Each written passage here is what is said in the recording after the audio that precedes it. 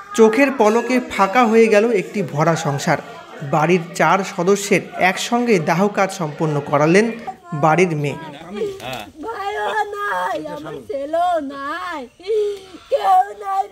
রাজগঞ্জের গাজলডোবায় বৃষ্টির রাতে বিদ্যুৎস্পৃষ্ট হয়ে মৃত 4 সদস্যের দেহ সৎকার করা হলো শনিবার সন্ধ্যায়। শুক্রবার সন্ধ্যায় বৃষ্টির মধ্যে গোয়ালে গরু ঢোকাতে গিয়েছিল বাড়ির কর্তা। পাশেই হুকিং করে বিদ্যুৎ সংযোগ করা হয়েছিল। জঙ্গল থেকে আসা হাতি ঠেকাতে এমন ব্যবস্থা করা হয়েছিল বলে দাবি। বৃষ্টির মধ্যে হুকিংয়ের তার আলগা হয়ে বাড়ির সামনেটা শর্ট সার্কিট হয়ে যায়। সেখানে প্রথমে গবাদি পশুটি তড়িদাহত হয়। তারপর তাকে উদ্ধার করতে একে একে ছুটে যান বাড়ির 4 সদস্য। স্বামী ও ছেলেকে ছটপট করতে দেখে 2 বছরের নাতিকে কোলে নিয়ে ছুটে গিয়েছিলেন বাড়ির কর্ত্রীমা।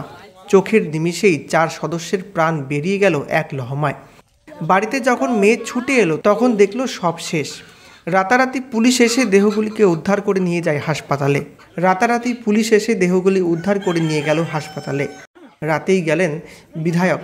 পরদিন সকালে অর্থাৎ শনিবার সকালে মেয়র গৌতম দেব, বিধায়ক, পুলিশ আধিকারিক সহ অনেকেই ছুটে এলেন। ছেলেটার জন্যই তো সবার একটু এই যে ছেলেটার কথা সবাই বলতেছে, ছেলেটাকে নিয়ে সবার মায়া। মানে ওই ছেলেটাকে বাঁচানোর চেষ্টা করেছিল পাশের লোক, বাঁচাতে পারে নাই, ও শর্ট খাইছে।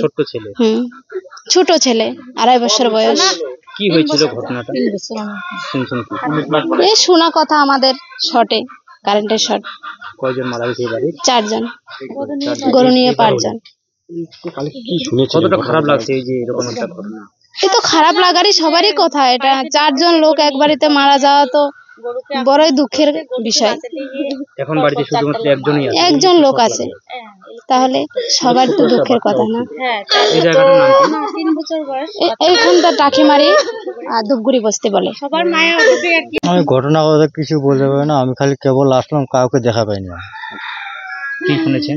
কি শুনেছিলেন কালকে? কি আমাকে ফোন করছিল, আমার বউ ফোন করছিল, ফোন করে বলছে এরকম এরকম ঘটনা, তুই আয় তাড়াতাড়ি আয়। আমি এসে বলছি, তারা ওরা এসে নাগাল পাইনি, কাউকে নাগাল পাইনি, সবাইকে উঠাই নিয়ে চলে গেছে। আমি তখন পাইলাম যে আমার দাদা বাড়ি, ওদের বাড়ি।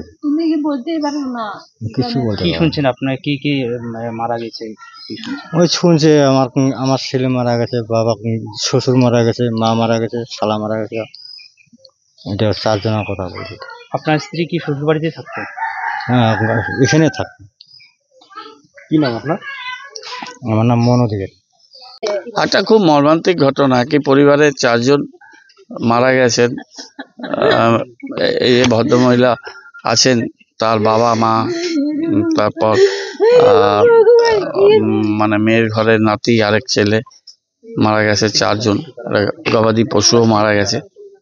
ঘটনাটা আমরা জানি যে কি কারণে এই বিষয়টি হয়েছে।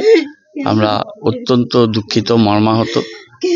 গতকাল মাননীয় মুখ্যমন্ত্রী তিনি আমাকে নির্দেশ দেন যে এই দুর্ঘটনাগ্রস্ত জায়গায় যাওয়ার এবং এদের পরিবারের পাশে দাঁড়ানো।